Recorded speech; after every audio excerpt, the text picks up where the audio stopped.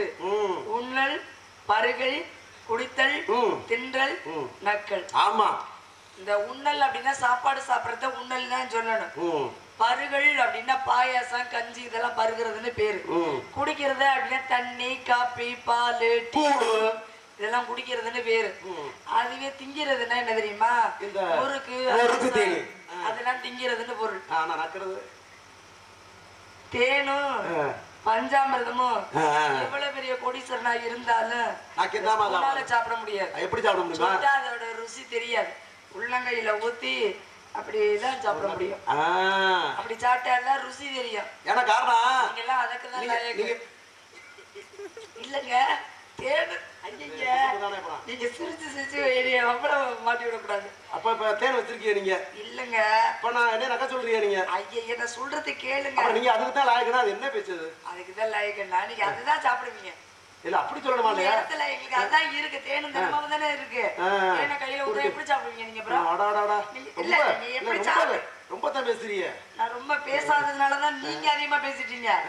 நான் ரொம்ப பேசியிருந்தேன்னு வச்சுங்க. சரி, கதையே வேற. என்ன என்ன பேசாததுனால நீங்க பேசுறீங்க. என்ன பேசாம இருக்கீங்க நீங்க? எல்லா வகையிலயும் நான் பேசாம அமைதியா போறேன். அதோட விட்டுருங்க. இருங்க, பேசத்தானே வந்திருக்கோம். பேசத்தானே. நான் தவறா பேசுறேனா?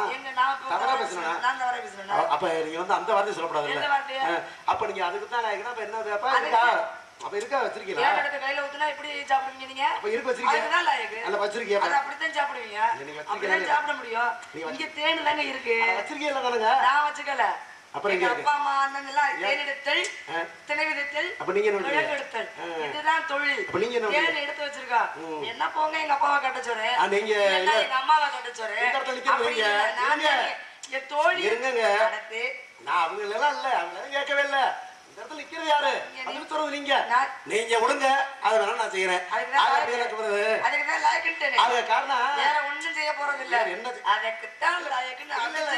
எல்லாத்துக்குமே அதுக்கு மட்டும் இல்ல, எதை செய்யணுமோ அதெல்லாம் செய்வோம் நாங்க.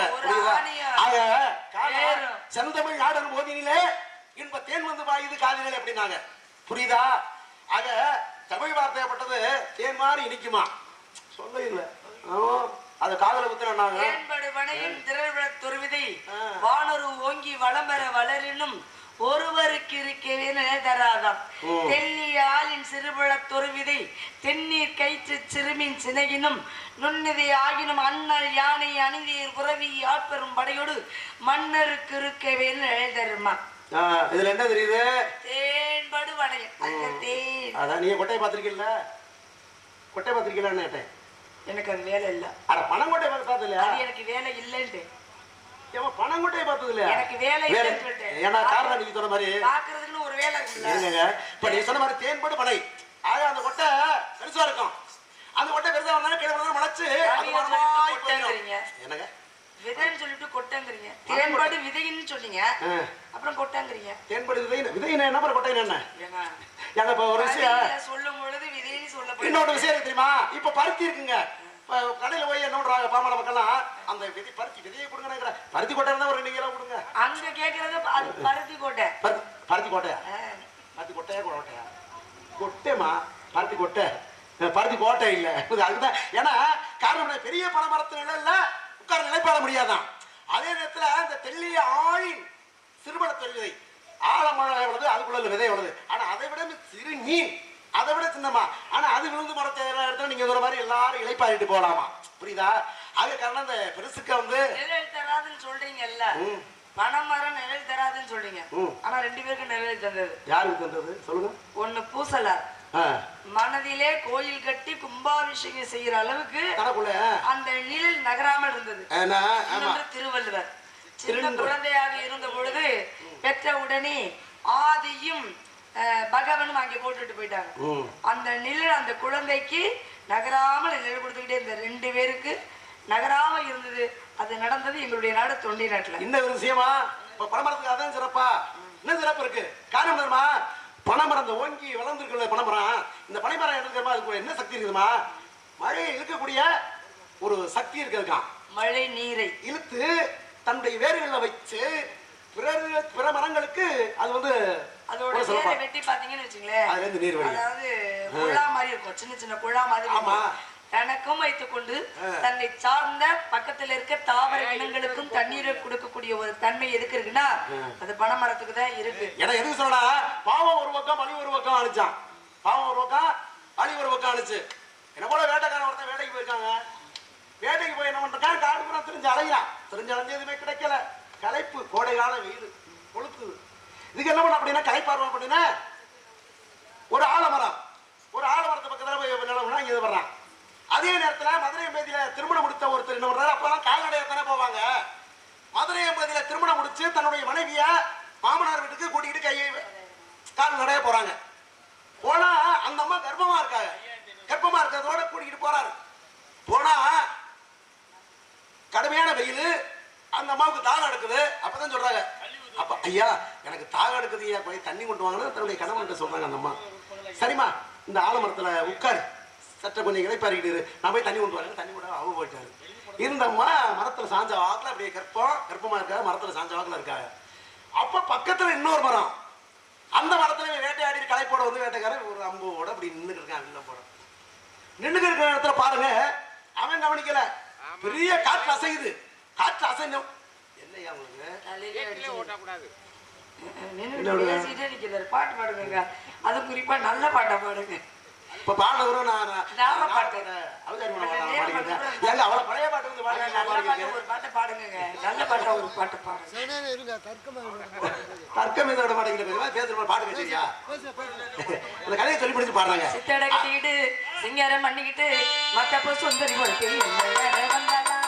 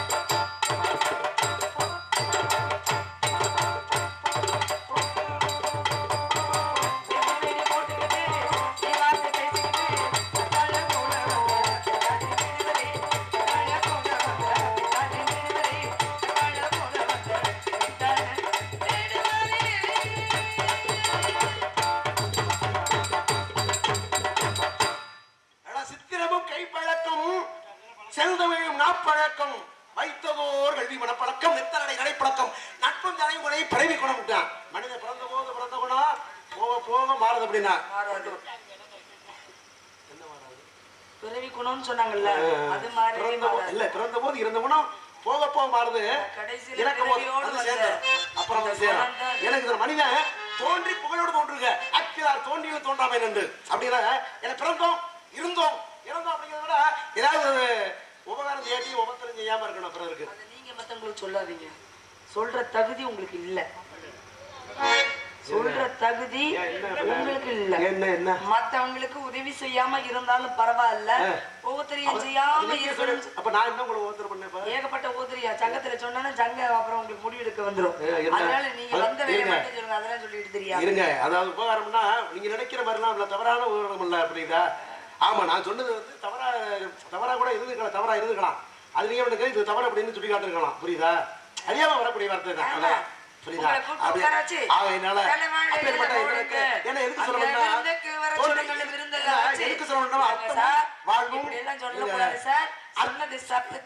அர்த்தமும் வாழ்வும் மகத்து மட்டும் எம்புடைய வெத்திய மாதர் வீண்பத்திலே கைத்தலைமை விம்மிய வியாழ் மைந்தர் சுடுகாடு மட்டும் சுற்றி படர் பாவம் அப்படின்ட்டான். ஏன்னா மனிதன் பிறந்தோம் இறந்த பிறந்த எதுக்கு சொல்ல வரேன்னா, மனிதன் இறக்கும் போது வரக்கூடியது ரெண்டு தான். ஒண்ணு பாவம் புண்ணியம். நல்ல செஞ்சிருந்தா நல்லதே வரும் பார்ப்பாங்க, அப்பதான் சொல்லுவாங்க. ஏன்னா சுற்றி படர் பாவ புண்ணியம் அப்படின்னாக்க இருக்கும்போது இருந்து எதுக்கு சொல்ல போக மாறுதுன்னா, மாறின குணங்கள் அவன் இறக்கும் போது எல்லாமே மறுபடியும் சேர்ந்துருமா. சுற்றி என்ன இருந்தாலும் ஒருத்தர் இறக்கும் போது எதிரியா இருந்தா கூட பார்த்துட்டு இருக்க மாட்டாங்களாம், வந்துருவாங்களாம். வரக்கூடிய இடத்துல அப்ப என்ன வாழ்ந்தது கூட அர்த்தமா தேவை எடுத்து விட்டு கொண்டிருப்பானா. அப்படிப்பட்ட இடத்துல இந்த இடத்தில் பார்க்கும் பொழுது எப்படி திரும்ப தெரிகிறது, வெள்ளிமலை வேடனமா வேடகுலம் தலைவனமா தலைவனமா வந்த மானை கண்டு தொடர்ந்து ஓடி வந்தேனம்மா.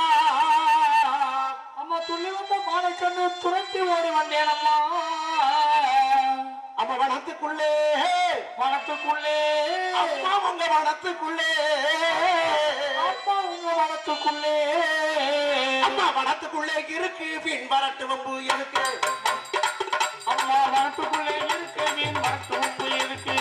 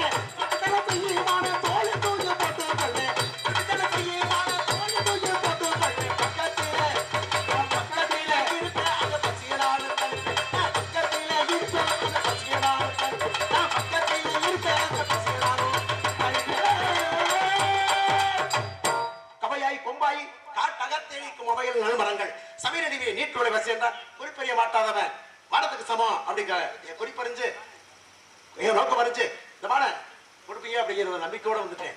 மதியாதர் முற்றம் மதித்ததொரு கால் சென்று மிதியாமல் கோடி பெறும் உன்னீர் உன்னீர் என்று உபசரியா தம்மனை உண்ணாமல் கோடி பெறும் கோடி கொடுத்தும் கூடி குடி பிறந்தோர் தம்மனை கூடுதல் கோடி பெறும் கோடான கோடி கொடுத்தும் தன்னுடைய கோடாமை கோடி பெறும்.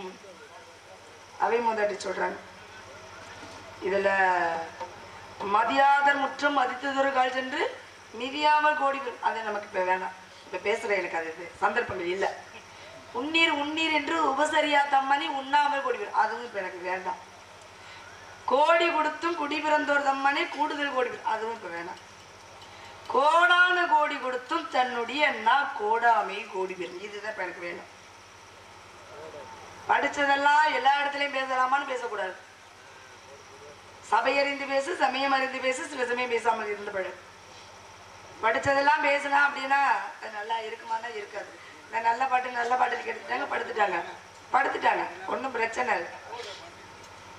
நல்ல வேலை இவங்க நான் வந்த புதுசுலயே ஆரம்பத்திலேயே வரல, இப்பயாவது வந்தாங்க. வீடு வர சொல்லி அது வரைக்கும் நான் கொடுத்து வச்ச ஆளு. ஆமா, வந்த உடனேமா நல்ல பாட்டு பாடுங்கம்மா, நல்ல பாட்டு பாடுங்க,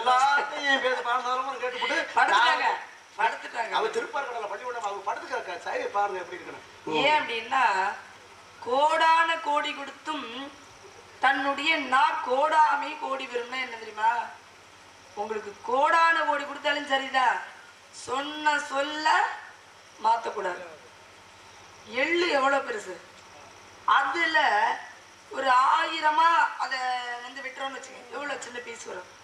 அந்த அளவு கூட மற்றவருடைய மனம் நோகாமல் பேசி பழகணுமா? அப்படி மற்றவருடைய மனம் நோகணுச்சு அப்படின்னா அது பெரிய மகா பாவம். அது உங்களையே வந்து சேரும். ஏன் மனம் நோகணுச்சுன்னா போதும், அதோட நிறுத்துங்க, பேசுங்க. அதுக்கு சொல்லவே வந்தேன். எனக்கு சொல்லுங்க, என்ன கேட்குறீங்க? என்னுடைய குணம் எப்படின்னா மற்றவர்களுடைய மனம் நோகாம அடிக்கிற வரைக்கும் நான் யாரையும் தீண்ட மாட்டேன், அடிக்க மாட்டேன். அவங்கள எந்த விதமான பிடிக்காதவங்களா இருந்தாலும் அவங்களை பற்றி நான் பேசவே மாட்டேன். பிடிக்கல நான் பேசல, அவ்வளோதான், ஒதுக்குவேன். ஆனால் அவங்கள பற்றி மற்றவங்கள்ட்ட போய் புரணி பேச மாட்டேன், மற்றவங்கள்ட்ட போய் குறை சொல்ல மாட்டேன். அப்படியே உங்களை நான் நேராக கேட்கணும்னா நான் நேராக கேட்பேன். ஆனால் நீங்கள் சொல்லி தப்பு தானே, என்ன ஏன் சொன்னீங்க சொல்லாம், அதோடு விட்டுருவேன். இப்போ அடுத்த ஆள்கிட்டையும் சொல்ல மாட்டேன். அந்த மாதிரி வேடுவர் என் மனம் நோகுற மாதிரி பேசியிருக்கார். அதுக்குள்ள தண்டனையும் அவரை அனுபவிப்பார். ஏன்னா ஒருவர்கிட்ட கொஞ்சம் விட்டு கொடுத்து கொஞ்சம் ஒரு மாதிரியா நல்லா பழகுனா அதை தவறான கண்ணோட்டமா புரிச்சுக்கிறாங்க. அதாவது கெட்டாலும் மேன்மக்களே சங்கம் சுட்டாலும் வெண்மை தருங்கிற மாதிரி. சரி, நம்ம அப்படியே இருக்கணும் போல, வில்லி மாதிரியே இருக்கணும் போல. எப்பயாச்சும் கொஞ்சம் கொஞ்சம் வள்ளி மாறிட்டோம்னா நம்மளை தவறா புரிஞ்சுக்கிறாங்க. அப்ப வில்லியாவே இருக்கணும், வள்ளியா மாறவே கூடாதுன்னு நான் அன்னையிலேருந்து புரிஞ்சுக்கிட்டேன். சரி, நான் செய்த தவறு தீதும் நன்றும் பிறர் தரா வாரா, எல்லாத்துக்கும் காரணம் நான் தான். தன்னைத்தானே முதல்ல நொந்துகிறேன், மத்தத நான் குறை சொல்ல விரும்பல. அதனால பசமுள்ள படிக்கிறேன்.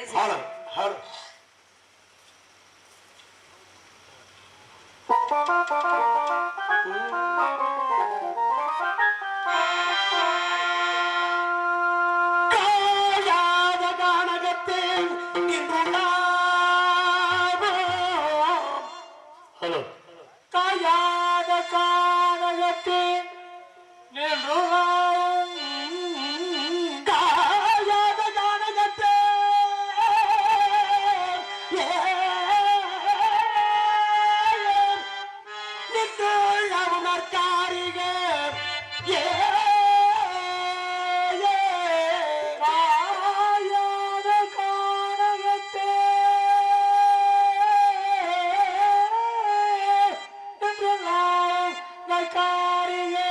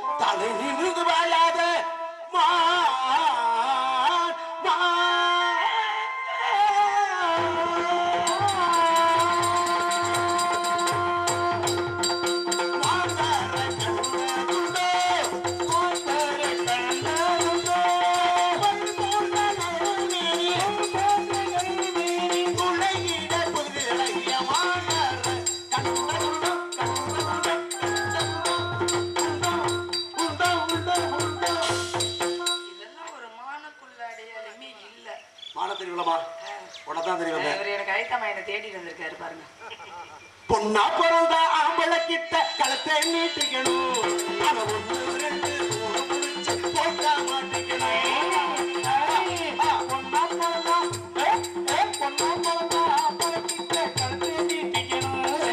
1 2 3 முடிச்சு போட்டா மாட்டிக்கணும். சாண்டா திருடி திங்கிறவன்னு பாதை எத்தனையே திங்கிற பொண்ணு வாசல் எத்தனையே மண்ணும் காரு திங்கடியப்ப அதுக்கு தீரலையோ.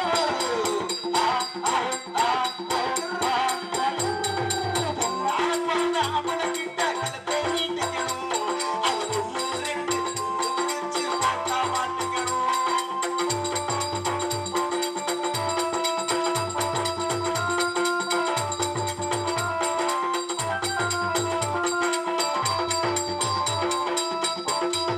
காயா இது படமா கொஞ்சம் தொட்டு பார்க்கட்டுமா?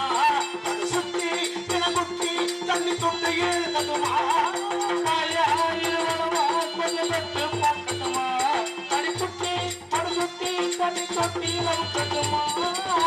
சாடும் துணி போட்டு மறைச்சாடும் பில்லு பழிச்சென்று தெரியாதோ இளமாந்த முள்ளு. அழுதா காத்தி நடக்குமாகி மாட்டி உழைக்கிற உம்புத்தி பின்புத்தி. அப்புறந்தா ஆம்பளை கிட்ட கழுத்தை நீட்டிக்கணும்.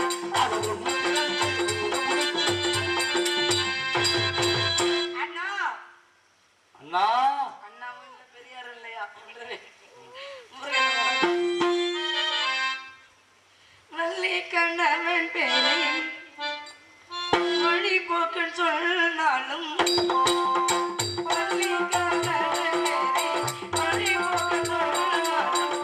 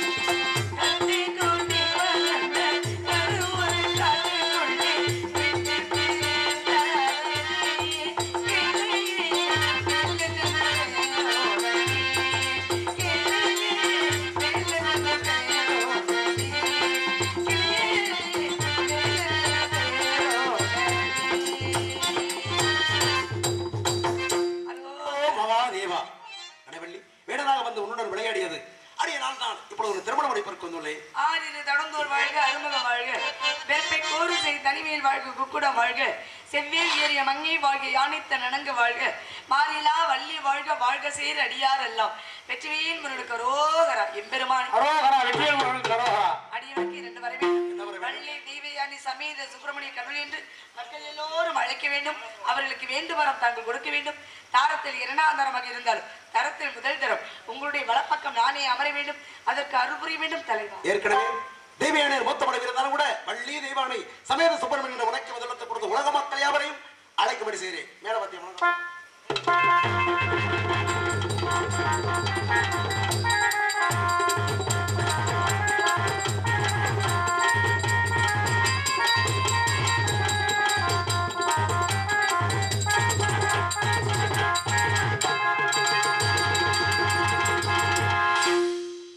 செழிக்க வேணும் நல்ல மழை பெய்ய வேணும் நாடு செழிக்க வேணும் நல்ல மழை பெய்ய வேணும் ஒரு செழிக்க வேணும் என தங்கவி உறவுல வாழ வேணும் பட்டி பேருங்க பால்பாடவங்க வேணும் பட்டி பேருங்க வேணும் பால்பாடவங்க வேணும் ஒரு செழிக்க வேணும் என தங்கவி உறவுல வாழ வேணும் சுழலுக்கு பாடாரே இந்த முளையே நீதான் ரூபா முளையே நிற்கிய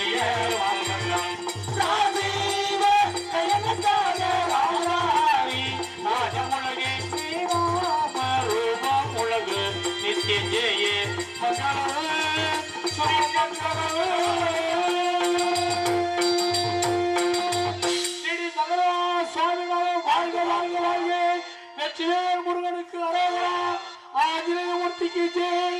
அருட்பெரும் ஜோதி அருட்பெரும் ஜோதி கருப்பெரும் கருணை அருட்பெரும் ஜோதி.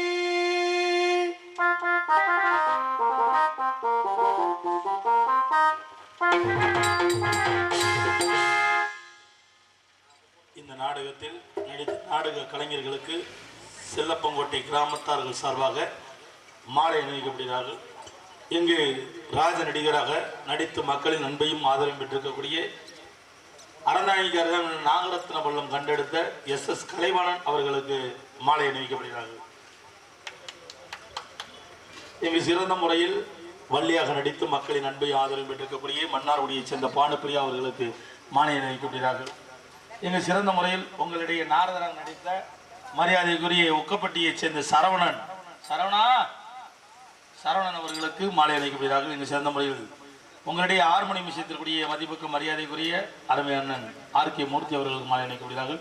இங்கு சிறந்த முறையில் மிருதங்க இசைத்த மணப்பாறையைச் சேர்ந்த சத்யராஜ் அவர்களுக்கு மாலை அணிவிக்கப்படுகிறார்கள். இங்கு சிறந்த முறையில் ஆல்ரவுண்ட் இசைத்த புதுக்கோட்டை முத்தமிழ் நாடு நடிகர் சங்கத்தின் செயற்குழு உறுப்பினர் C தங்கராஜ் அவர்களுக்கு மாலை அணிவிக்கப்படுகிறார்கள்.